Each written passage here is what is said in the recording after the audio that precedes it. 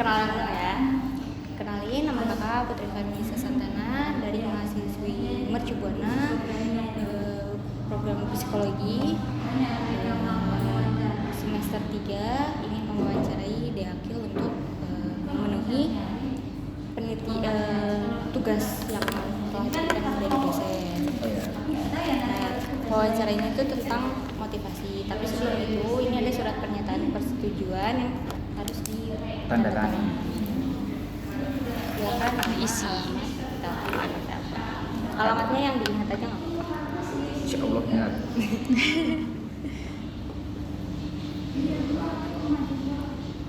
Bagus tuh di sana. Iya, beda sama diriku ya. Ini rencana mau lanjut sekolah kemana, Kil? Kalau dari saya pribadi kalau mau SMK ke SMK Pembangunan jurusan Teknik Informatika. Wow, Teknik, bro. anak tekniknya. Anak teknik. Mau lanjut kuliah atau gimana nih besok habis SMK? Teknik juga. Iya teknik juga. Universitas yang dibangun di mana? Oke. Wow, Salah berat kita sekali. Swasta, kita mah swasta aja. Salah kita. Aku pun tidak diperbolehkan untuk memilih UGM. Berat, Bu. Iya.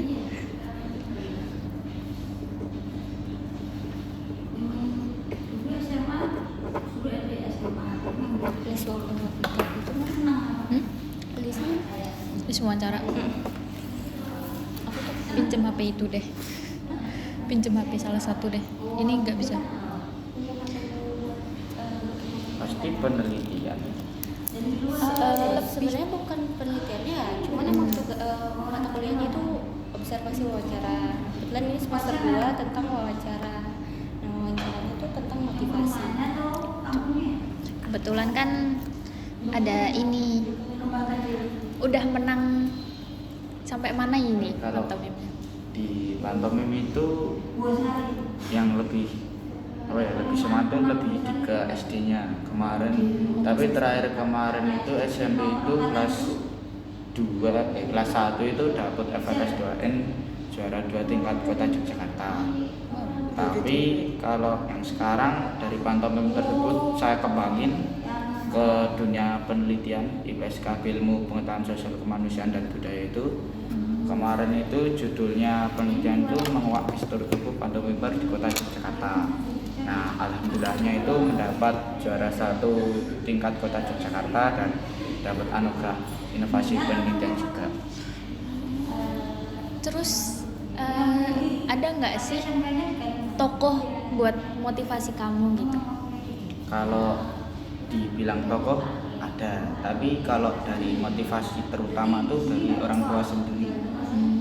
Kalau orang tua tuh bilangnya saya mau apapun lakukan kalau itu memang positif dan buat masa depan saya, ayo. Tapi kalau tokoh itu lebih ke guru pembimbing di sekolah, namanya Bapak Frans. Itu guru apa? Di SMP atau di? Iya, guru di SMP. Guru di bagian mata pelajaran bahasa Indonesia. Dan kalau lomba-lomba ya seringnya sama Pak Frans itu. Oke, pulpen. Terus gimana sih selain tadi kan ada ikut lomba dan ikut penelitian juga itu, selain itu tuh ada nggak sih hal yang pengen kamu capai untuk planning ke depannya? Kalau planning ke depan sih belum ada, tapi kalau planning buat SMA dan untuk kelas 3 ini ya pastinya buat nyampai SMA atau SMK favorit dulu. Kemudian kemarin juga udah ada tanda tangan dari SMP lain, bahasanya disuruh untuk mentoring untuk lomba opsi juga. Jadi kalau misalkan ke SMA itu bisa dapat beasiswa dari itu. Kalau beasiswa sendiri kalau beasiswa sih sebenarnya dari kemarin SD ke SMP pun juga sudah ada. Kemarin ditawari dari Dinas Pendidikan juga mau SMP di mana kayak gitu. Jadi dapat beasiswa ya. Oke, terus kalau tantangan tantangan nih. Apa tantangan terberat selama ini? Wah, kalau tantangan Sebutin aja satu-satu. Sebutin aja. kalau tantangan sih lebih, kalau paling berat ya diri sendiri dulu ya. Kak, misal kalau mau ngerjain ini agak malas atau gimana, tapi balik lagi ke tujuannya juga. Tapi kalau misalkan malas kayak gitu, ngatasin diri kamu nih gimana? Kalau aku pribadi sih Kak, ngatasinya ya kita buat pekerjaan itu kayak menyenangkan. Yang apa yang kita mau, nah itu kita masukin ke dalam situ. Tapi kalau di perlombaan ya lawan-lawannya tuh, kalau lomba tuh ya teman-teman pribadi, jadi kalau udah tahu tak ini nanti Taktiknya lah, ya gitu kan. Kelemahannya apa udah tahu. Oke, terus nah ada nggak sih tujuan yang bikin rasa malas kamu tuh hilang gitu? Tujuannya apa yang paling utama nih? ya tujuannya pribadi ya buat nyapai cita-cita. Tapi kalau dibilang untuk motivasi ya saya pribadi udah gak nanemin lebih baik diri saya untuk masa depan saya daripada masa depan saya untuk diri saya ke depannya. Jadi istilahnya biar supaya masa depannya cerah, jadi harus dilakuin gitu kan. Oke. Terus kalau dari lingkungan keluarga ada nggak sih tantangan tersendiri? Kalau lingkungan keluarga sebenarnya nggak ada, benar-benar semua Dukung. Kalau dari lingkungan sekolah, pertemanan gitu.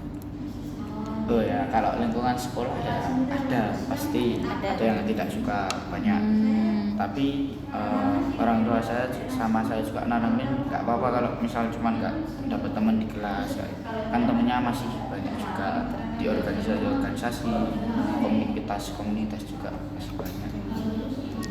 Organisasinya apa nih?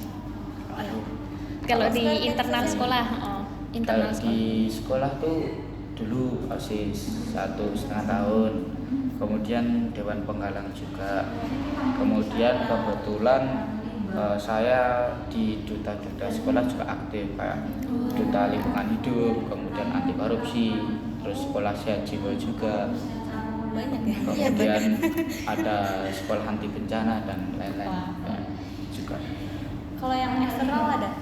Kalau eksternal tuh komunitas saya paling banyak tuh di Art for Children Taman Budaya Yogyakarta.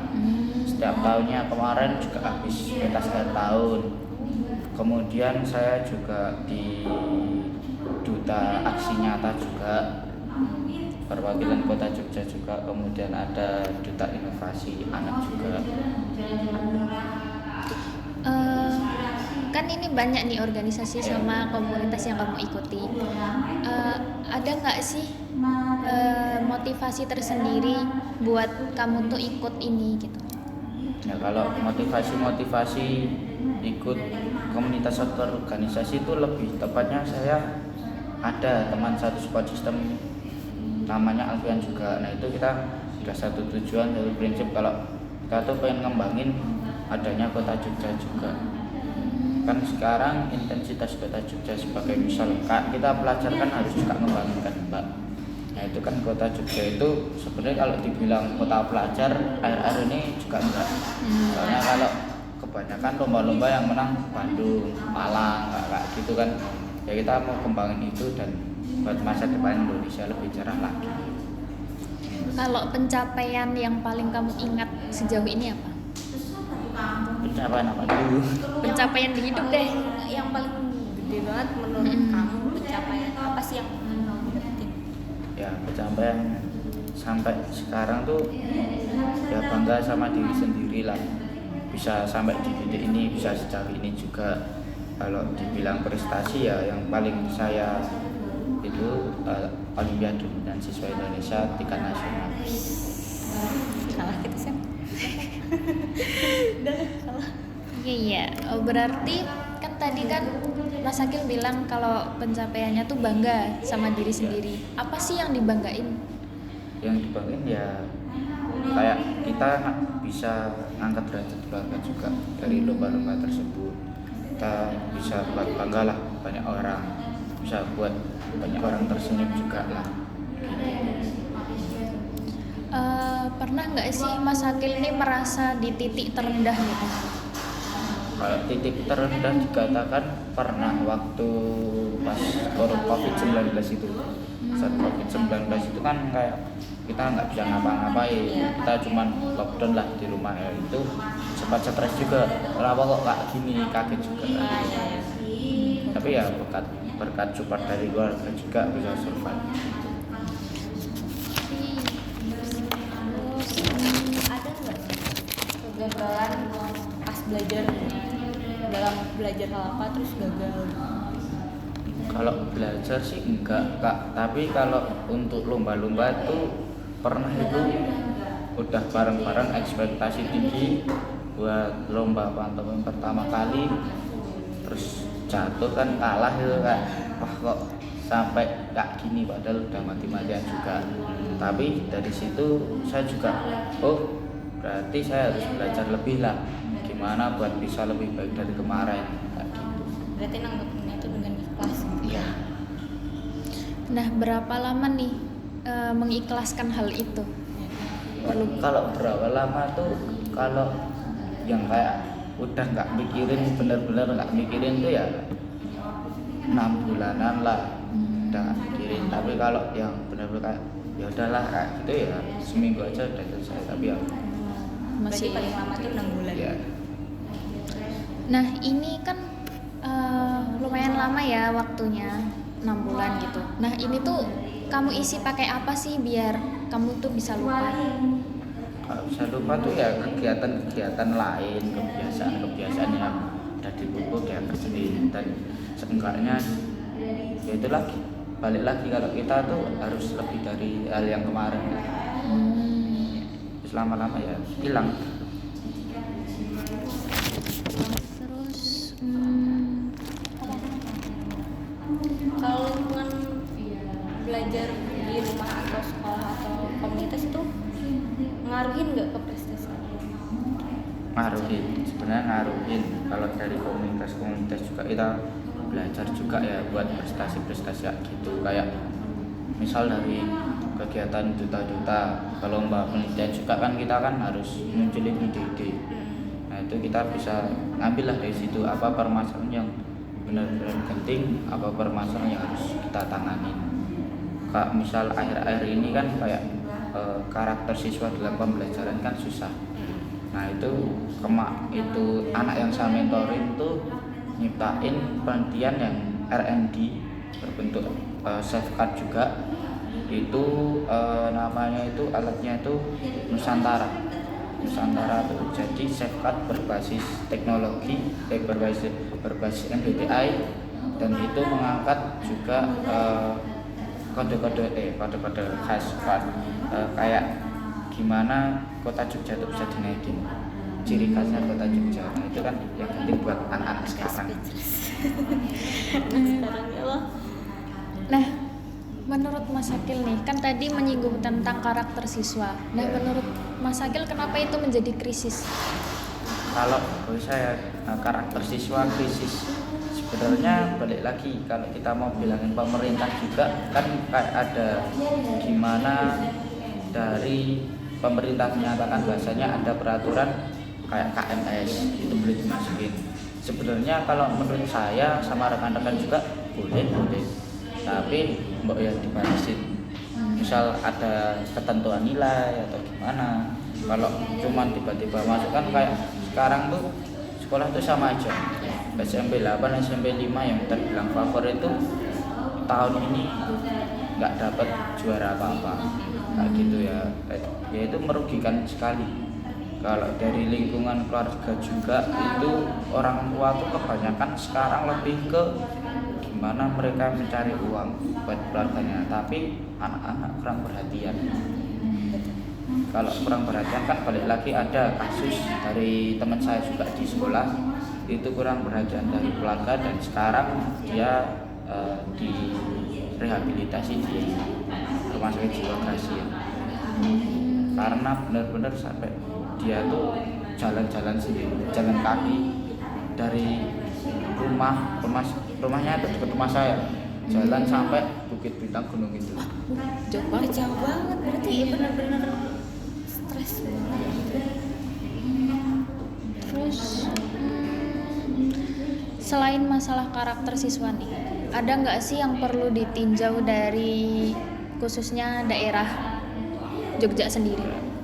Kalau dari pemerintah, selain kalau kita karakter ya, kita bilangin gimana pemerintah Kota Jogja harus benahin lagi gimana untuk peraturan daerahnya.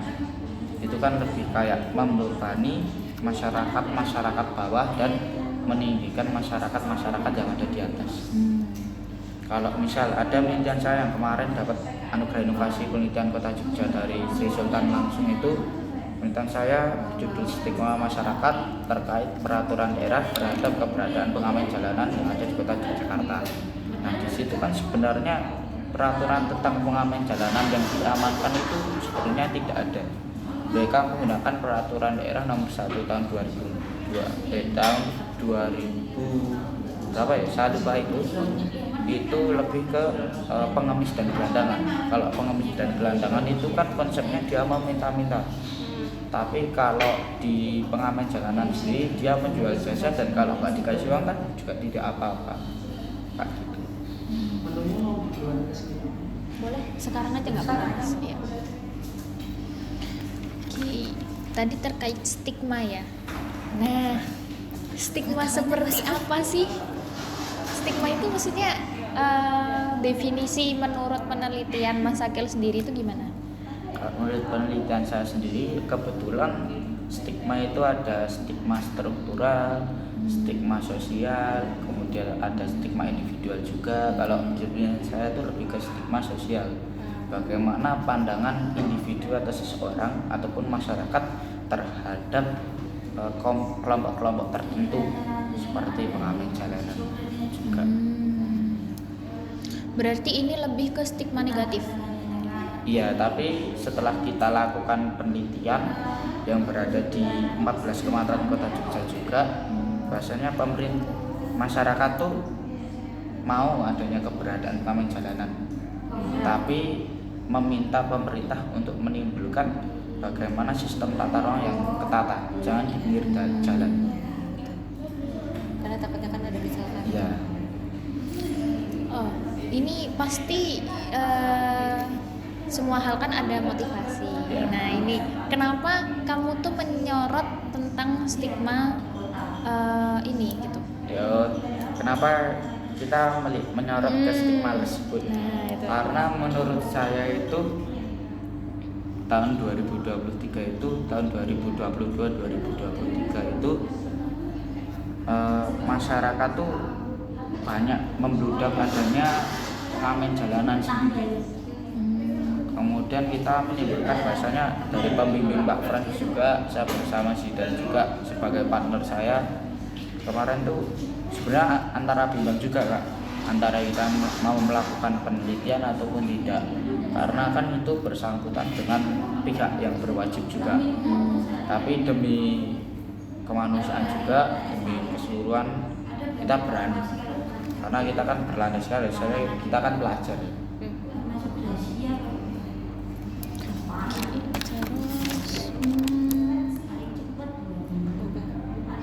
Nah, kan tadi udah ikut lomba-lomba banyak ya, sama penelitian juga. Sebelum kamu ikut, hal yang perlu dipersiapkan itu apa? Hal yang perlu dipersiapkan sih diri sendiri dulu, gimana kita mau ngadepin lomba tersebut. Kalau persepsi saya sendiri pun, kalau lomba pun menang kalah ya nggak apa-apa, yang penting kan pengalamannya bagaimana kita bisa terlibat juga. Kalau dari lingkungan keluarga pun harus mendukung ya sebenarnya. Gimana orang tua pastinya kalau misal positif ya nggak apa-apa gitu, kalau negatif lah baru. Dan sekarang pun kebalikan juga Kak, misal anak-anak berprestasi untuk kehidupan masa depan mereka nggak dibolehin, tapi kenapa kayak masa-masa kayak saya sekarang banyaklah kasus tawuran, keluyuran malam, kenapa dibolehin? Nah itu yang jadi permasalahan. Menurut Mas Akil sendiri nih, anak yang mungkin salah jalur kayak jadi kelitih atau jadi apa, itu tuh kenapa sih bisa seperti itu gitu? Kalau menurut pengetahuan saya dan pribadi saya pun sebenarnya anak-anak itu tuh meminta perhatian dari orang tuanya. Kayak kasus-kasus di sekolah-sekolah kota Yogyakarta itu banyak kita nanganin pun ya itu dia mengatakan bahasanya keluarga kenapa sih nggak meduliin aku. Nah dengan hal begitu kan orang tua pasti kenapa anak saya bisa ditangkap polisi, itu kan perhatiannya muncul juga. Ya istilahnya mencari perhatian orang tua tuh bullying. Berarti lebih ke perhatian orang tua ya. Kalau perhatian orang tua Mas Akil sendiri dari ayah nih gimana? Kalau perhatian dari ayah itu ya semua bagus, ayah itu bagus. Kalau ayah itu lebih ke bagaimana dia menonjolkan atau mendukung ke akademiknya. Kalau ibu lebih ke soft skillnya, dan saya menerima bagaimana dukungan dari ayah ataupun ibu kan buat masa depan saya. Kalau misal saya baru terpuruk di akademik kan gitu, saya bisa belajar ke ayah. Tapi kalau gimana soft skill saya yang mungkin kurang saya asah, nah ya bisa ke ibu. Jadi opsinya ada dua gitu. Berarti deket banget ya. Kalau sama dibanding ayah atau ibu lebih dekat mana? Lebih ke ibu saya. Kenapa itu? Kalau ke ayah itu kan lebih ke akademik, dan akademik itu lebih ke, kalau menurut penelitian pun akademik itu lebih ke anak-anak introvert lah pemikirannya. Kalau saya kan lebih ke ingin gerak lah ke sosial. Gimana kita gimana kita harus bantu orang-orang di jalan. Nah itu ibu dukung banget. Berarti kayak lebih apa ya, lebih satu gitu karena ke lingkup sosial ya tertariknya. Kalau untuk saudara nih, saudara ada nggak yang deket banget gitu? Yang deket banget itu ada kakak sepupu. Itu dari kecil pun udah bareng terus, walaupun bedanya umurnya ya 1,5 tahunan lah. Dia 2008, saya 2010. Tapi itu ya dari kecil kita bareng-bareng. Kalau dari kakak sepupu ini sejauh apa sih deketnya gitu? Kalau boleh tahu. Kalau dari kakak sepupu sendiri ya, kalau dibilang deketnya tuh ya kita saling motivasi satu sama lain. Karena juga dia kan sekolah di Teladan juga. Nah di Teladan juga dia tuh sibuk juga ya pasti. Saya juga kegiatan-kegiatan kayak tadi sebelum sini kan mentorin dulu, nah itu sibuk juga benar-benar, jadi kayak ngeluangin waktu pun sedikit. Untuk kamu merasa nggak sih waktu untuk dirimu sendiri itu kurang? Kalau aku ya waktu untuk diri sendiri itu ya Me time.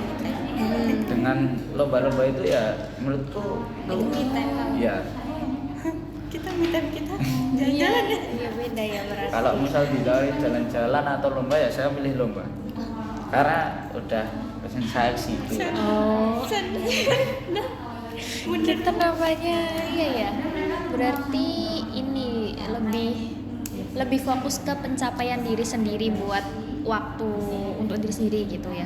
Iya. Berarti ketemu dengan orang itu nggak masalah ya? Ya tapi kalau dibilang ambis juga enggak. Kalau dibilang ya itu kesenangan saya lah. Gimana saya ingin banget terjun ke masyarakat, gimana ingin berguna juga. Itu di situ ingin saya. Kalau di lingkungan masyarakat rumah Kak Akil sendiri nih, ada nggak sih ikut organisasi? Kan ada tuh di Jogja Karang Iya. Taruna atau apa gitu, ikut? Kalau di kampung itu di kayak organisasi Prisma Remaja Masjid, kemudian pemuda kamu juga ikut. Tapi karena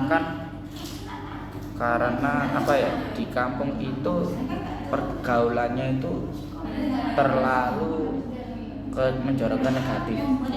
Jadi juga saya batasi diri saya dan dibantu juga misal kegiatan di luar rumah pun.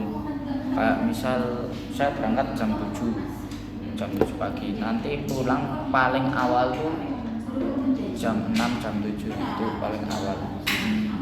Berarti biasanya hampir jam 9. Iya. Oh Oh, berarti jarang ada di rumah. Iya. Berarti lebih suka menghabiskan waktu di luar dengan lomba dan lain gitu ya daripada di lingkungan masyarakat rumah sendiri. Iya, soalnya kan balik lagi kan pengaruhnya negatif itu. Iya. Kalau pengaruhnya positif pun saya main ayo. Mau gitu kan. Iya. Jadi lebih baik menghindar gitu. Iya. Kenapa Kak Akil ini kayak berpersepsi bahwa lingkungan tempat tinggalnya lebih ke arah negatif daripada positif? Ya itu bisa dilihat langsung kalau misal kakaknya main ke kampung saya lah, anak-anak seumur saya kan merokok, udah nggak jelas, main tawuran, Berarti kamu nggak mabuk-mabukan. merokok? Ya, anak sehat. Anak sehat. Iya benar-benar sih. Oh, berarti lebih ke arahnya kayak gitu ya. Pergaulannya. Berarti kalau dibanding lingkungan masyarakat sama sekolah lebih mendukung ke arah yang sekolah ya? Iya. Gitu. Terus, nah, lagi ya.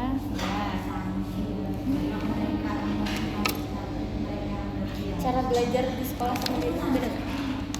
Kalau cara belajar itu berarti kan lebih ke akademik, saya lebih ke kinestetik cara belajar dan lebih ke visual juga. Kalau saya lihat langsung prakteknya, nah itu saya bisa langsung praktekin. Di sekolah pun juga gitu. Dan misal kalau akademik pun misal matematika, IPA kan lebih ke rumus ya. Itu menurut saya ya rumus nggak apa-apa itu. Tapi kita kan bisa nyiptain rumus kayak gitu. Nah, gitu. Nah, kalau di kota Jogja sendiri nih kan ada masalah kemarin mungkin darurat kelitih nih. Iya. Menurut Mas Akil sendiri gimana? Darurat kelitih, kalau misalnya dibilang darurat kelitih dari pemerintah langsung Pak, cuman menangkap ke pelakunya itu ya nggak guna banget sebenarnya. Gimana mereka harus tumbuhin lah di masyarakat dari anak-anak kecil pengertian tentang kelitih, sosialisasi. Tapi kalau udah besar pun kalau gitu kan susah juga Kak. Berarti tetap harus ada pengarahan dari keluarga dulu. Iya, dari keluarga dulu. Kalau untuk kelitih sendiri nih, kan sebenarnya upaya dari pemerintah udah ada. Iya. Kalau untuk dari diri Mas Akil sendiri nih, ada nggak sih pandangan mau mengedukasi atau langkah apa seperti apa yang bisa ditampilkan untuk mengatasi darurat ini? Ya, kalau mengatasi darurat kelitih ya dengan passion saya yang suka penelitian itu. Ini makasih banget ini munculin ide-ide buat penelitian. Ya, sen tiba-tiba. Itu ya bisalah kita nanti bikin riset atau penelitian bagaimana pengaruh kelitih terhadap keluarga juga, bagaimana ke arah psikologi mereka lah, pandangan mereka atau stigma mereka tuh. Dengan itu kita bisa munculin ke pemerintah bahasanya anak-anak kelitih itu nggak semuanya sama, dan kita harus kasih tahu ke pemerintah juga penyebab utama kelitih itu apa. Oke, berarti lebih mau ke arah riset dulu ya, riset lapangan gimana nyatanya gitu. Kalau untuk selain riset nih, ada nggak kayak mau menciptakan program-program gitu atau apa gitu? Pengen sih nyiptain program kayak gitu bareng-bareng anak pramuka juga kan. Kan saya juga ikut pramuka peduli juga, itu kita bisa nanti kayak nyusun proposal langsung ke Warda, itu kita nyiptain pramuka yang memang itu pergaulannya tuh buat kepositifan. Oke. Kalau ini kan dari tadi membahas tentang hal positif yang ada di diri Mas Akil ya. Kalau yang negatif ada nggak sih selain rasa malas gitu yang tadi di awal kita singgung? Kalau negatif itu saya ya rasa malas. Kemudian saya juga anaknya tuh gimana ya? Kalau misal kita naruh barang kayak telindur lah. Lupa Iya. Tadi kan kalau di awal udah malas, cara mengatasinya gimana lah? Kalau teledor sendiri, cara mengatasinya Kalau gimana? leader sendiri itu lebih ke kalau barang bawaan banyak, misal kayak status ke Bali, kemudian lomba-lomba ke Jakarta juga kan itu barang bawaan banyak. Nah dari orang tua tuh sudah nyiapin kertas sama pulpen itu suruh nyatat ini apa yang dibawa, nanti baliknya yang dibawa yang Ya, situ. itu juga. Oke. Tapi kalau untuk niat negatif nih, apa nyobain rokok atau mau nyobain untuk tawuran gitu, pernah nggak sih? Penasaran gitu? Enggak. Anaknya positif vibe. Iya ya. Berarti kalau untuk pemikiran negatif gitu enggak ya? Enggak. Pernah saya diajak, ya, ayo Gil balapan gitu, ayo Gil rokok, enggak, ngapain rokok kan juga nggak dukung kita juga kan buat masa depan ya, nggak kepengen juga, nggak tertarik lah. Misal sodorin rokok sama uang nggak tahu. Keren sekali ya. Berarti sejauh ini hidupnya positif terus ya. Ya masih ke jalur positif, Ya, belum masih. tahu besok Semoga selamanya aja. masih masa-masa bisa iya, berubah. gitu kan, belum SMA juga. Ntar masuk kuliah udah beda lagi. Iya sih. Tapi Bener. semoga itu masih tetap Iya. Ya. Udah mungkin itu aja yang kalau misalkan kita lagi ada ujian, gitar ada ujian, terus ada lomba pantun, terus ada olimpiade, ngatasinnya gimana? Oh, kalau jadwal padat gitu Iya, kan. enggak padat, lebih ke barengan gitu. Ya kayak kemarin itu ada AIP sama opsi juga. Sama bukan opsi sih, lebih ke pementasan lah, ke Jakarta juga sama ada opsi. Dan benar-benar jadwalnya tuh bareng. AIP itu mulai saya presentasi itu jam 9. Kemudian pada itu juga harus berangkat ke Jakarta juga. Bukan ding, yang dan ini ding itu ke opsi juga ya. Itu berangkat harus hari itu juga. Nah, saya calling lah ke pihak langsungnya sana, ke pihak opsi. Pak, saya ada lomba dulu, lomba AIP juga jam 9. Kalau tiketnya belum disiapin, kan jauh-jauh hari saya bilangnya, kalau tiketnya belum siapin aja yang jatah malam nggak apa-apa gitu. Sama temanku kan satu partner juga itu lombanya. Yaudah akhirnya jam 9, kemudian sampai jam 10 itu habis presentasi langsung lanjut ke bandara juga harus check in dan lain-lain, berangkat jam 3 ke Jakarta. Lebih padat dari kita jadwalnya. Kita pulang kita tidur. giling-giling aja. Giling aja udah kita tidur. Apa ya tadi lupa kan aku. Oh ini ada nggak yang mau disampaikan ke pelajar Jogja gitu buat motivasi mereka gitu? Kalau buat pelajar Jogja ya pengennya kita kembangin lah kota Jogja yang benar-benar kayak dulu itu kayak aslinya. Dimana kota Jogja yang berarti nyaman tanpa kritik. Kemudian kota Jogja sebagai kota pelajar juga, nah itu kita harus tingkatin lah bareng-bareng. Dan pesannya untuk anak-anak Jogja ya lakukan hal positif, korbani dirimu buat masa depanmu dibanding masa depanmu untuk dirimu di kemudian hari. Dan kalau kita mau berproses jangan pikirin hasilnya dulu. Kalau kita mau untuk ikut itu 50% menang, 50% kalah. Tapi kalau kita nggak mau ya itu udah 100% itu kalah. Dan kalau ada kayak apa ya, gantunglah mimpi setinggi mungkin. Sebenarnya itu menurut saya pribadi itu salah. Kalau setinggi lah ya kita gimana gawainya. Yang benar tuh gantungin mimpi 5 cm atau 10 cm di depanmu supaya kita bisa ngejar terus. Betul. Emang cita-citanya mau jadi apa? Sekarang pengen di kedutaan besar. Wow.